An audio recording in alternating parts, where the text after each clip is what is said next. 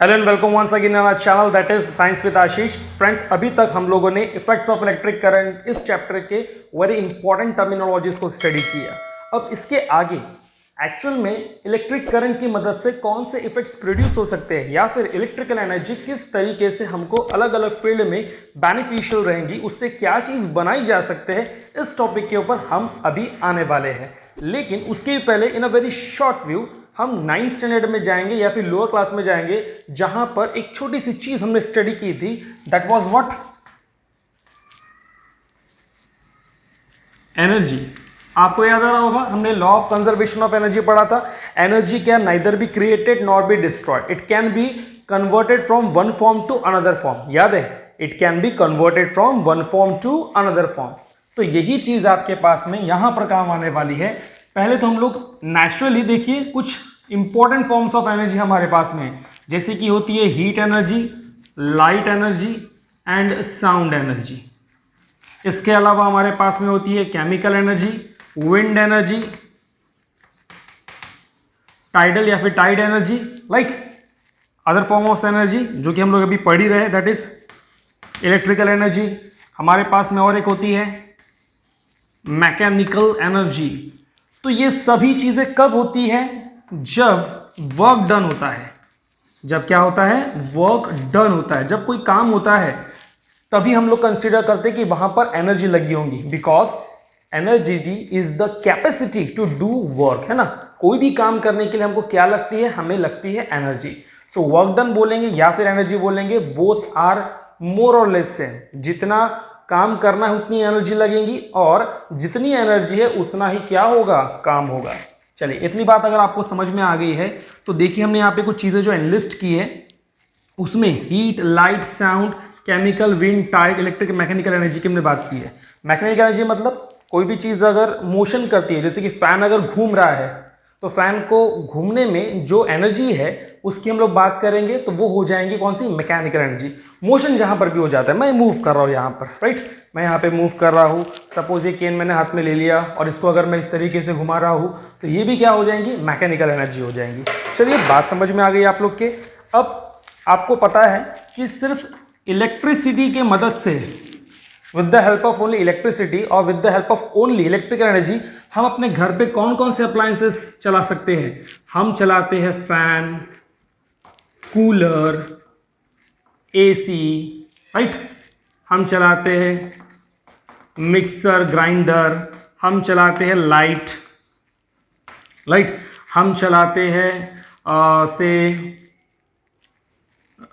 Electric iron, right, electric oven. समझ में आ रही बात? तो अगर इनका अगर हम लोग एग्जाम्पल ले लिए, तो अगर मैं इलेक्ट्रिसिटी की मदद से लाइट ऑन कर रहा हूं, so electrical energy is converted into light energy. दिख रहा है यहां पर? Electrical energy is converted into light energy. अगर हम बात करते हैं कि हमने फैन, कूलर, एसी या फिर मिक्सर ग्राइंडर चला रहा है जो कि मूव होते हैं, एसी में थोड़ा सिस्टम अलग होता है, सो मूव हो रहे हैं ना, तो ये हो गई मैकेनिकल एनर्जी। ये कौन सी एनर्जी होगी? Mechanical energy. और वही इलेक्ट्रिसिटी की मदद से हम लोग आयरन, अवन, ये दोनों वो चीज़ है जो गर्म होने के बाद काम करते हैं ना। हम ठंडी प्रेस लेके थोड़ी घुमाएंगे कपड़ों के ऊपर में, राइट, प्रेस को डांस थोड़ी करवाना है। तो जब तक इलेक्ट्रिक आयरन गर्म नहीं हो जाती, हीटअप नहीं होती, तब तक वो यूजलेस है। सो इलेक्ट्रिसिटी की हेल्प से हम लोग आयरन को हीटअप कर रहे हैं। कैसे करेंगे ये हम लोग बाद में देखने वाले हैं। तो यहाँ एक बात तो समझ में आती है कि with the help of electricity we can convert the electrical energy into another form of energy. ये चीज हम लोग स्टडी करने वाले हैं under the applications of effect of electric current, right. तो इन सब चीज के पहले हम एक चीज, दैट इज व्हाट, इसकी बारे में बात करें, that is the heat energy, right. हम बात करें किसके बारे में? हीट एनर्जी के बारे में। और इसीलिए हमने यहाँ पर टाइटल दिया हुआ है heating effects of electric current. यानी हम लोग सीधी सी बात है, हम ना इनकी बात कर लेंगे, इलेक्ट्रिक आयरन या फिर अवन की बात कर लेंगे, लेकिन इसके अलावा भी बहुत एडिशनल इंफॉर्मेशन आने वाली है। चलो, मिटाने से पहले एक और बात आपको बता देता हूँ। एनर्जी का जो यूनिट होता है वो क्या होता है? लास्ट टाइम आपने स्टडी किया है energy, potential energy, kinetic energy, total energy. Yes, the unit is what? Joule. Capital J से हम इसको रिप्रेजेंट करते हैं। तो joule was the scientist who worked on energy. देखिए कितना अच्छा लग रहा है बोलने के लिए, वर्कड ऑन एनर्जी। और वर्क और एनर्जी दोनों नियर अबाउट सेम है, मैंने आपको पहले बता दिया। जितनी एनर्जी उतना काम करोगे वर्क डन होगा, या फिर वर्क डन उतना ही होगा जितनी क्या होंगी, एनर्जी होगी। तो इसके ऊपर किसने काम किया, किसने वर्क किया है, जूल, इन साइंटिस्ट ने वर्क किया है। तो under this title effects of electric current में जो हमने टॉपिक स्टार्ट किया है, जो टाइटल लिया, that is what, heating effect of electric current. हम यहां लिखेंगे very important, joules law.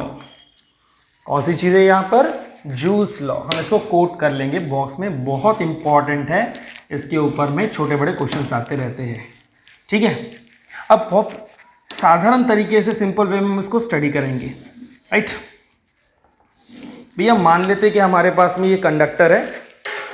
Right, if this is a conductor and these two are the cross section area, point A और point B. We can also call it as A and B are the two terminals. इन दोनों terminals के बीच में जो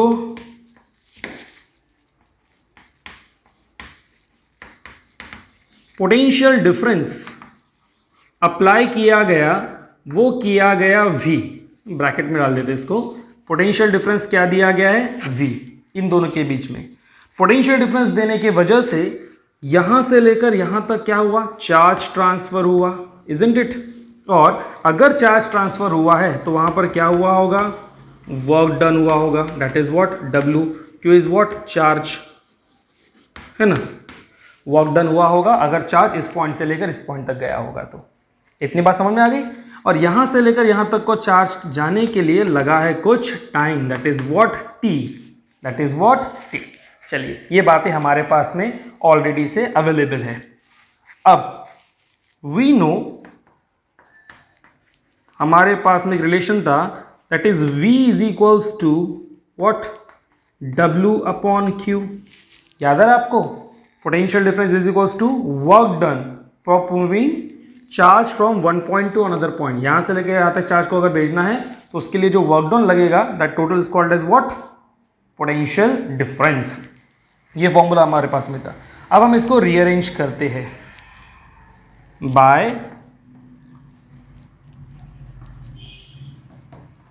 rearranging, हम इसको number 1 भी दे देंगे। अब मुझे Q की जूल्स लॉ स्टडी करना है। जूल्स लॉ किसका, ये बात करेंगे, जूल किसका यूनिट है, एनर्जी का। और एनर्जी किससे रिलेटेड होती है, वर्क से। और हमारा वर्क डन W यहाँ है, इसीलिए मैं इसको आइसोलेट करूंगा, Q यहाँ ले जाता हूँ, तो मिलेगा V into Q is equals to, यहाँ क्या रह गया, सिर्फ W नंबर 2। ठीक है, मैं इसी रिलेशन को वापस से लिखता हूँ, that is V is equals to what, W is equals to V into Q। देखिए वही चीज लिखिए, W is equals to V into Q। Also हमारे पास एक फॉर्मूला है from Ohm's law. Ohm's law आपको याद आ रहा होगा, क्या था ओम्स लॉ में, V is equals to IR। याद आ रहा है आपको, V is equals to what, IR, where V is the potential difference, R is the current and R is the resistance in the conductor। ये हमारे पास में है। इसको हम लोग इक्वेशन नंबर देते 3, इसको देते इक्वेशन नंबर 4। एंड एक और चीज है, first definition electric current, I is equals to Q upon T। याद है क्या, I is equals to Q upon T। इसको ना रीअरेंज करते हैं, Q रहने दीजिए, T इधर ला लीजिए, तो क्या हो जाएगा, I इंटू T, और इधर साइड में कौन रह गया, ओनली Q। ठीक, बहुत सिंपल है, बड़ा अच्छा लगता है मुझे पढ़ाते समय पर, क्योंकि फॉर्मूला का बस खेल है ये, और कुछ नहीं। तो आपको एक चीज़ नज़र आ रही होंगी, हमारे पास में यहाँ पर V है, V की वैल्यू अवेलेबल है, हमारे पास में मार्क कर देता हूँ, हमारे पास में यहाँ पर Q है, Q की भी वैल्यू अवेलेबल है। तो हम लिखेंगे using equation this 4 and 5 in 3 in equation number 3। तो क्या मिलेगा? Therefore what is W? W is nothing but the work done, और वर्क डन किसकी बात कर रहे हैं हम लोग? हीट एनर्जी की बात कर रहे हैं। सो GAT हीट इज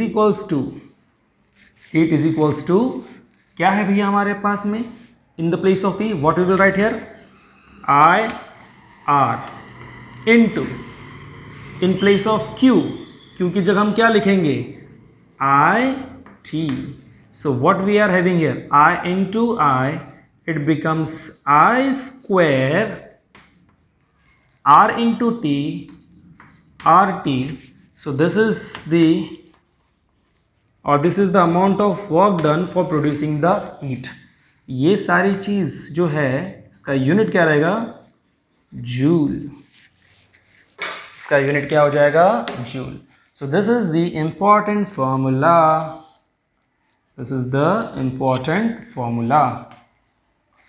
चलिए ये आपको समझ में आ गया है, क्लियर हुआ? एक बार वापस रिकॉल कर दूं। देखिए हमारे पास में दो टर्मिनल है A and B of this conductor, right. इस कंडक्टर में जो पोटेंशियल डिफरेंस हमने अप्लाई किया है between this terminals A and B, that is what V। यहां से लेकर यहां तक हमको जो चार्ज सेंड करना है दैट इज Q, उसके लिए वर्क डन हुआ है W, राइट। हमारे पास में एक रिलेशन था potential difference is equal to W upon Q। हमने W वैसे ही रखा है, Q इधर लेके चले गए हम लोग, तो मिल गया W is equals to V into Q। Equation number 2 हमने इसको दे दिया। उसी चीज को वापस यहाँ पे रिकॉल किया गया है। अब हमारे पास में है ओम्स लॉ से V is equals to IR। Again first definition के according that is what of electric current I is equals to Q upon T। हमने Q की वैल्यू निकाल ली और I के साथ में T को रख दिया, तो ये हो गया Q is equals to YT।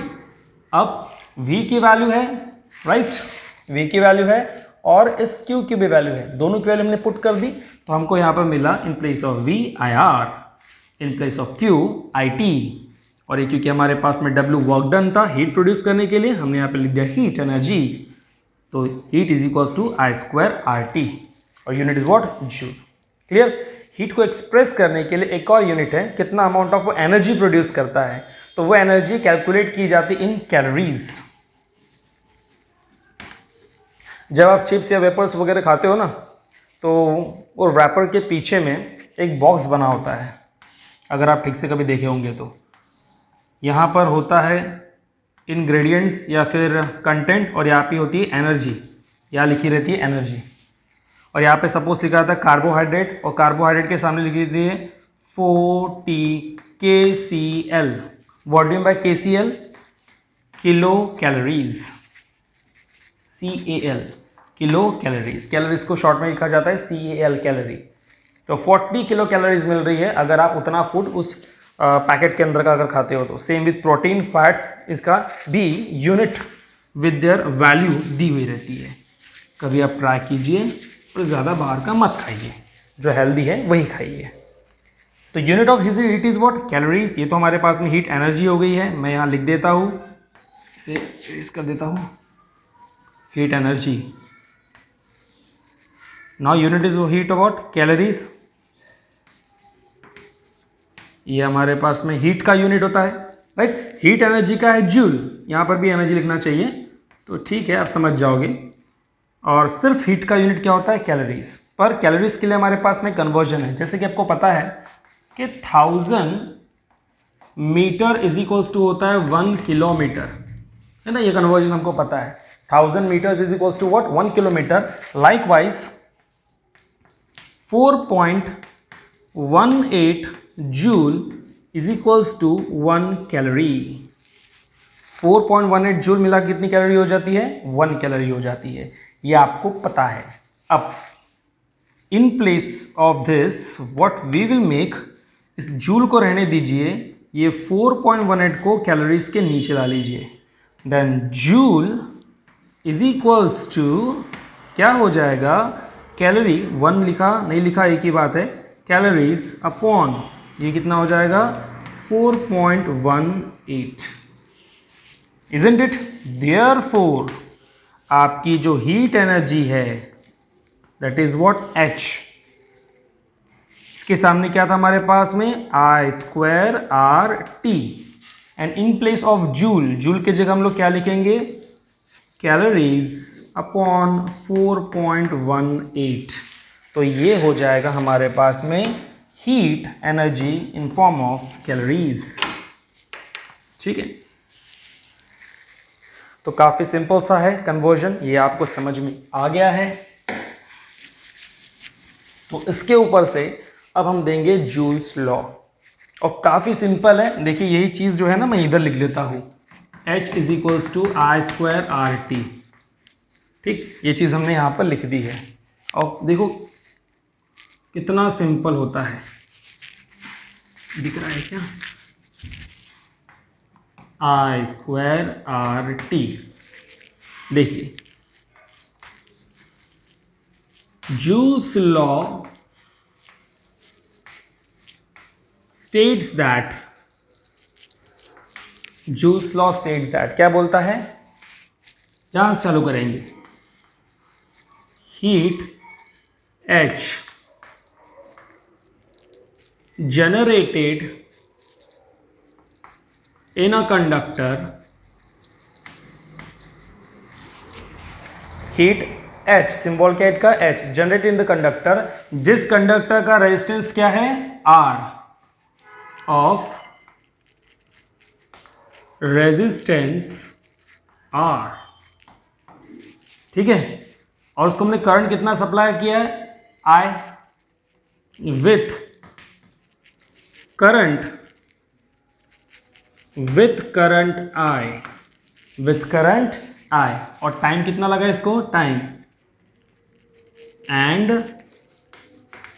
Time t, and time t। तो देखिए हमने क्या लिखा है यहाँ पर, हीट का H, रेजिस्टेंस का हमने लिखा है R, करंट का हमने क्या लिखा है यहाँ पर I, और टाइम का क्या लिखा है t। वही चीज़ है, स्क्वायर नहीं लगाया अभी। तो ये जो हीट है H generate in the conductor of resistance R with current I and time R, तो ये जो हीट है is directly proportional to the this heat is directly proportional to the number 1 I का square, means square of the current, number 2 R is what, resistance of conductor, and last में हमारे पास में क्या है T,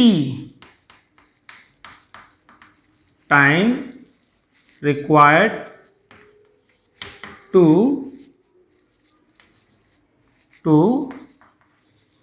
फ्लो द करंट। समझ में बात, तो ये जो हीट है, heat is directly proportional to the square of the current, resistance of the conductor, and T is what, time required to flow the current. ये बाहर हो चुका है, हमने अपने लोअर क्लासेस में इसको याद कर लिया था during our school era, during our school age, जब हम स्टूडेंट थे, आज भी स्टूडेंट है, बहुत सारी बातें सीखते हैं। तो आपको भी उसी तरीके से ये बाहर कर लेना, याद कर लेना, काफ़ी काम में आएगा।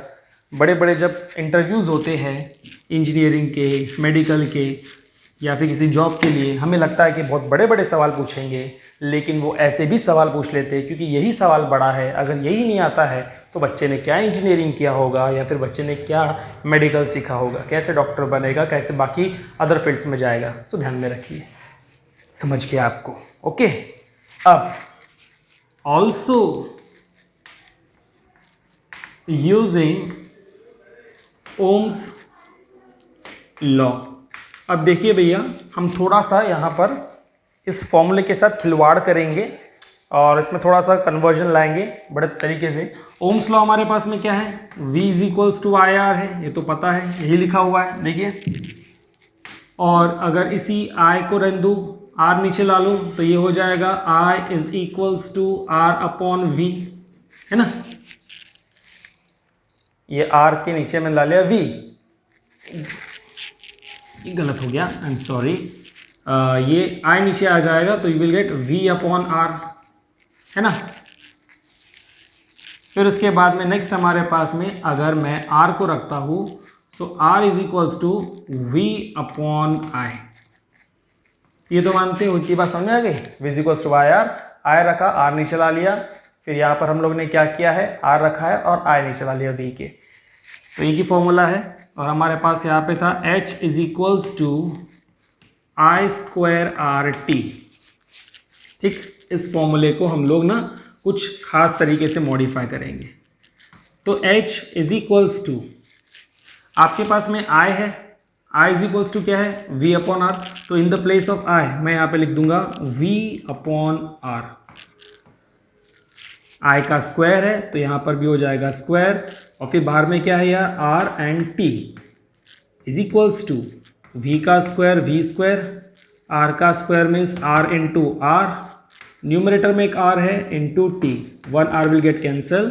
हमको एक फॉर्मूला यहाँ मिल जाएगा, that is what, V square upon R into T। ये समझ में आप लोग को काफ़ी आसान है। Therefore we are getting one important formula.